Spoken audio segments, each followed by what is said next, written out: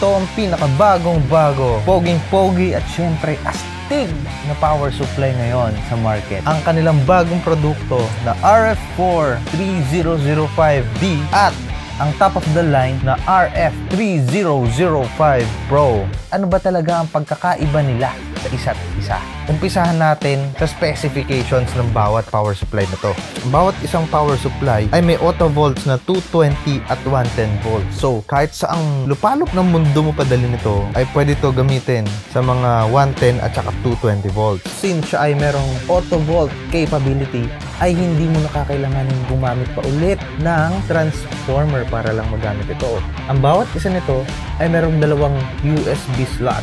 Tara, ipapakita ko sa inyo mga panel features niya. Una, meron siyang fixed voltage indicator, isang 5 volt, 8.4 volts, at 15 volts. Meron ding lock LED, and actually hindi ko alam para saan ito. Mamaya siguro sa video natin, papakita ko sa inyo kung ano yan. Meron siyang tatlong digital display kung saan makikita mo ang kanyang voltage, ampere or yung current, power, or yung wattage. Kung tatanungin mo ako kung para saan to, ay hindi ko rin alam. Kunyeta, alamin mo na lang. At sa katabing bahagi naman ito, ay meron siyang 4 na buttons ng kanyang numeric keys.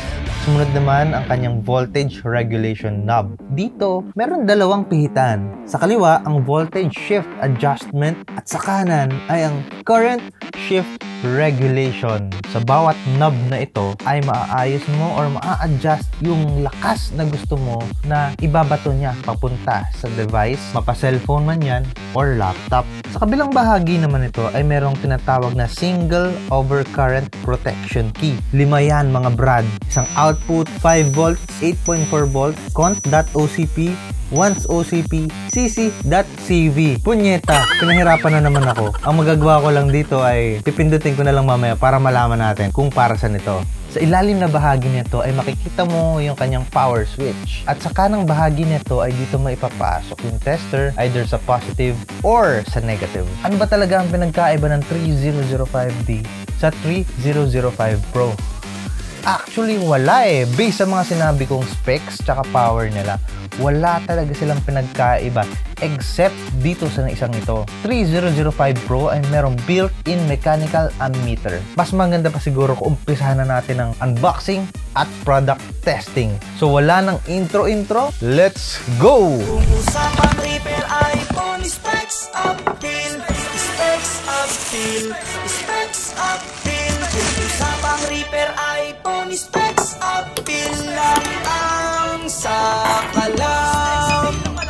Numero 1 kalat na kalat, kilalang pinakamagaling sa lahat. Kung usapan lang ay repair shop ng iPhone, sila lang talaga.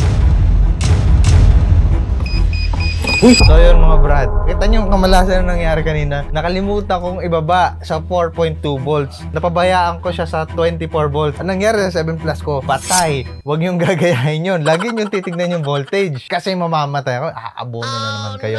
Itong dalawa na to, ang kagandahan sa kanila, meron siyang 4 digits. Talagang maggamit ng bawat technician. At least, bawat digit na yan, makikita nyo kung merong maliit na short sa bawat capacitor. Unlike sa iba, 3 lang at saka 2 digit. Ito, kumpletos recados. Tapos, isa sa kagandahan din nito, meron siyang OCP, yung tinatawag na on current protection. Halimbawa, nag-over voltage yung motherboard na ginagawa mo. Dito pa lang sa power supply, nagkakaroon na siya ng pag-control para hindi lalo lumala yung damage or yung short circuit sa loob ng motherboard mo. At pakita ko sa iyo yung sample kung paano nag-work yung OCP niya. Syempre, dito live sa nasira akong cellphone. Kanina buhay ito eh. Kita nyo naman nag-Apple logo ngayon, ayaw na mabuhay. Ito, try natin. Ayan. Kita nyo na nag-blink yung OCP. Kanina nag-try tayo sa Pro. Ngayon, magka-try tayo sa 3005D lang. Kitams, sabi ko sa inyo kanina, goods talaga sila. Ang pinagkaiba lang nila, meron siya ditong reader na ganito. Na ang pogi na dating, tingnan mo. Kita nyo yung analog ampere niya. Ngayon lang ako nakakita ng ganyang kaganda. Analog siya, pero may LED pa siya sa upper area. Napaka-pogi, parang flower na merong mekos-mekos. Ngayon, papakita ko sa inyo yung apat na M na yan. Yung M na yan, mga modes yan. For example, sa mode 1, meron akong nakasave na 5 volts. Mode 2, 12.